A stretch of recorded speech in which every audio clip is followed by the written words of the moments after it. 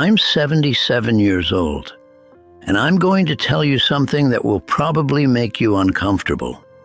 I achieved everything. Everything I was told would make me happy. The corner office, the seven-figure salary, the house that makes people slow down when they drive past, the awards on the wall, the respect, the success. And I was miserable. Not just a little disappointed, not just grass is greener thinking.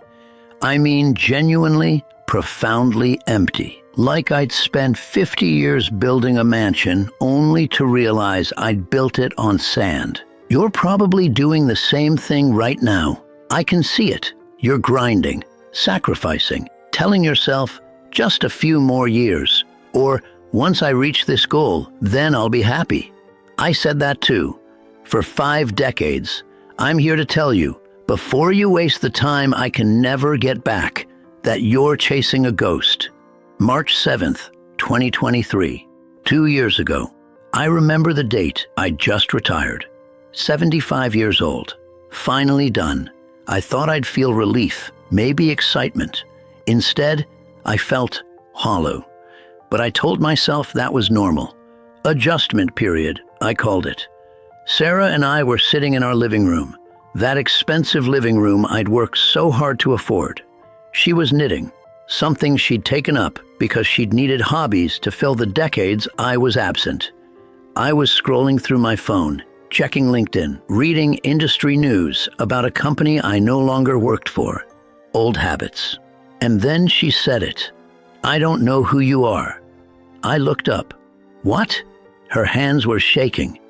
The knitting needles clicked unevenly. "I've been married to you for 49 years, Michael, and I don't know who you are. I don't know what makes you laugh. I don't know what you dream about. I don't know what scares you." I started to speak, but she held up her hand. "And the worst part? I don't think you know me either. When was the last time you asked me how I really am? Not how was your day. Really ask me?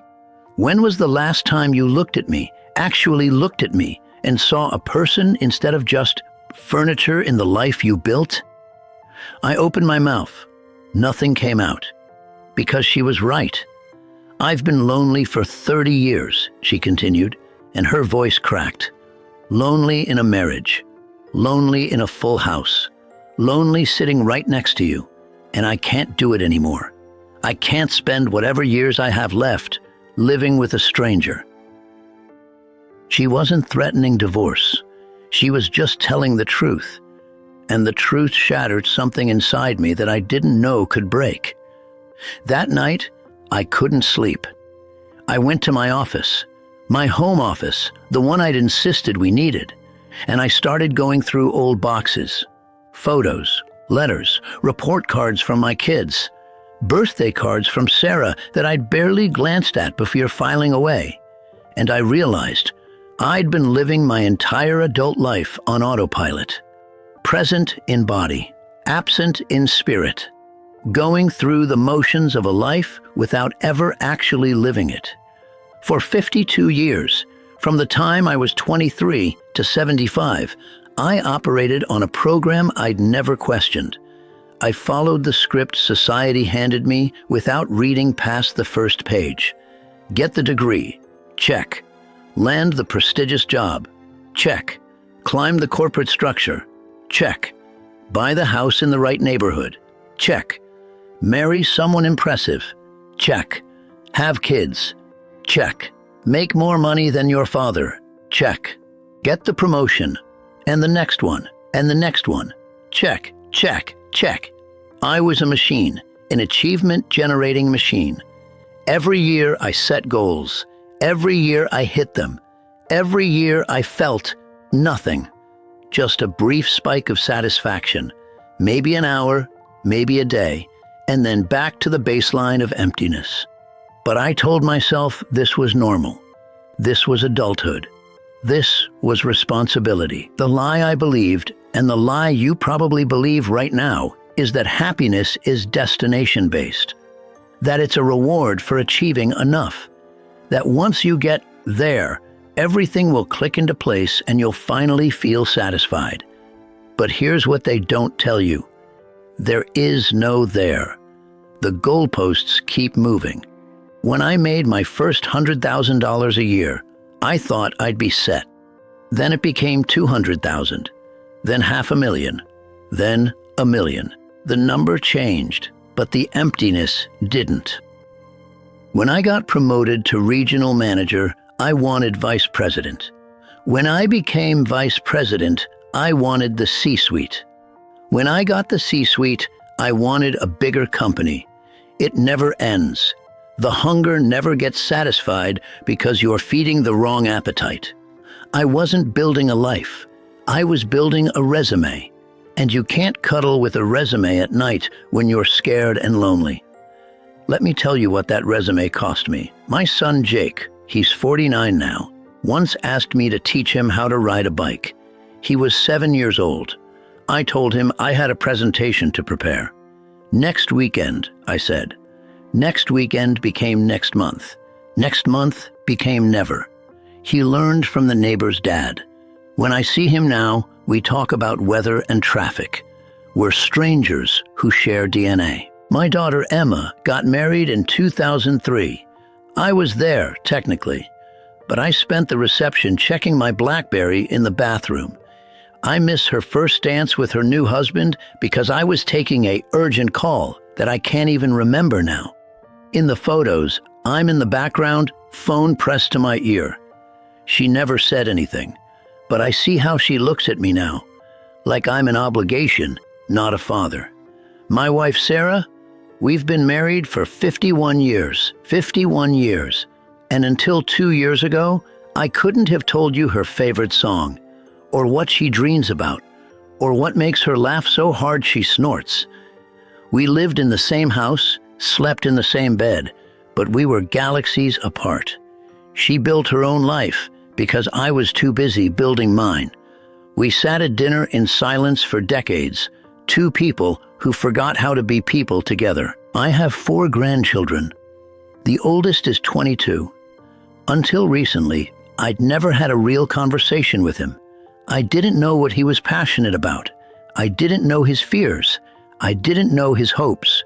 At Christmas, we exchanged awkward small talk and wrapped gifts that felt like apologies we were too proud to say out loud.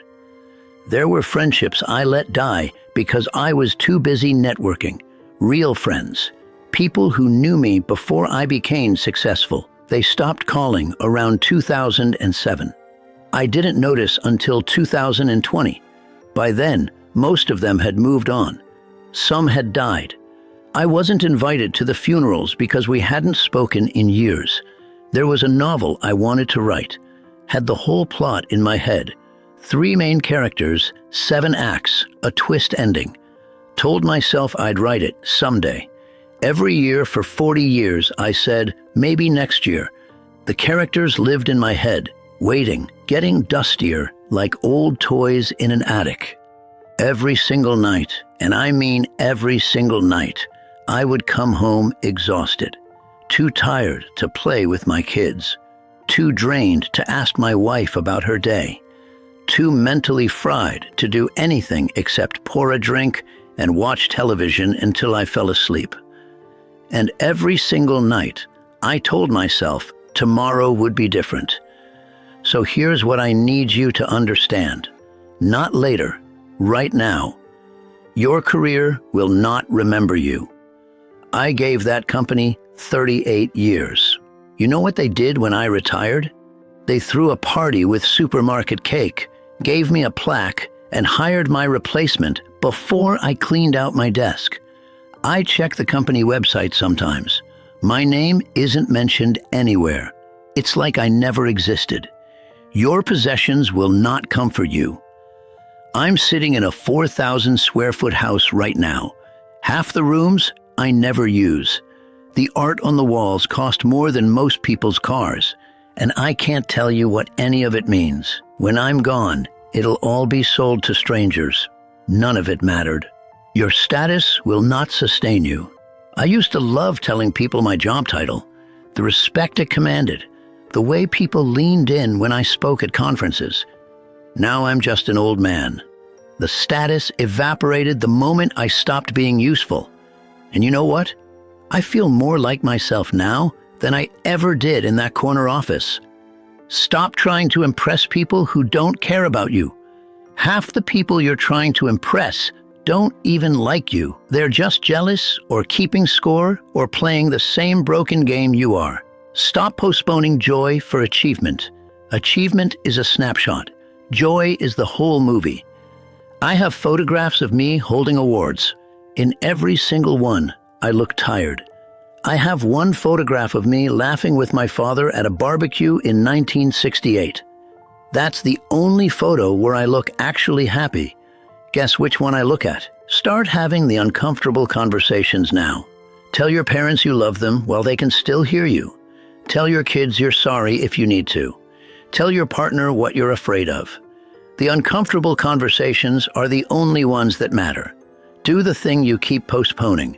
Not next year, not when you're ready, now. Take the trip, write the book, learn the language, start the business, ask her out, quit the job you hate. Whatever it is that whispers to you at 3 a.m. when you can't sleep, do it. I promise you, the regret of trying and failing is infinitely smaller than the regret of never trying at all. Be present. Put down the phone. Close the laptop. Turn off the television. Look your kid in the eye when they're talking to you. Hold your partner's hand. Listen to your friend's story without thinking about what you're going to say next. Presence is the only gift that matters, and it's the one we give least. I'm 77 years old. I've got maybe 5 good years left if I'm lucky. Maybe 10 if I'm very lucky, but probably 5. And for the first time in my entire adult life, I'm not chasing anything. I'm not optimizing. I'm not achieving. I'm not building. I'm just being. Sarah and I went to Greece last year, the trip I'd been postponing for 30 years. We spent 3 weeks there. I didn't check my email once. We walked through ancient ruins, ate at local tavernas, watched sunsets in Santorini. We talked, really talked. For the first time in decades, we remembered why we fell in love. I'm writing that novel now. Every morning, I sit at my desk, not the one in my office, but a small wooden desk by the window where I can see the garden, and I write. Some days it's good, some days it's terrible, but it's mine. The characters are finally coming to life. After 40 years of waiting, they're getting their story. I call my kids. Sometimes they don't answer, but I keep calling. We're learning how to talk again. It's awkward and slow, but it's real. Last month, Jake invited me to his daughter's soccer game. I went. I cheered. I was present. Afterward, he hugged me and said, "Thanks for coming, Dad." It was the best gift I've received in years. I sit with my wife. We don't always talk, but we're together. Actually together. Not just occupying the same space.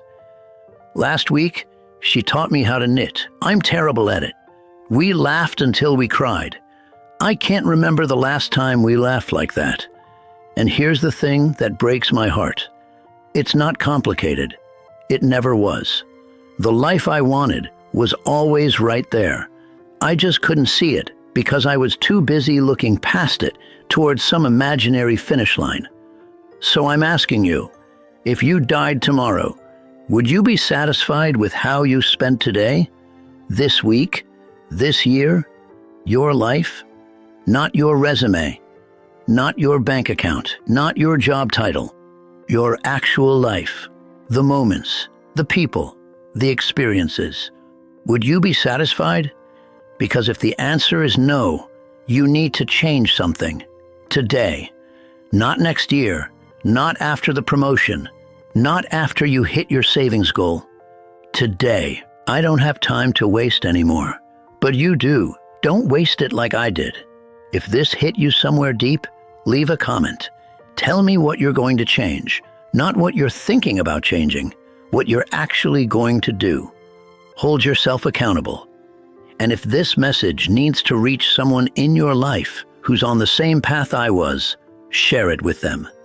Sometimes we need to hear the truth from someone who's already lived the consequences. Subscribe if you want more uncomfortable truths.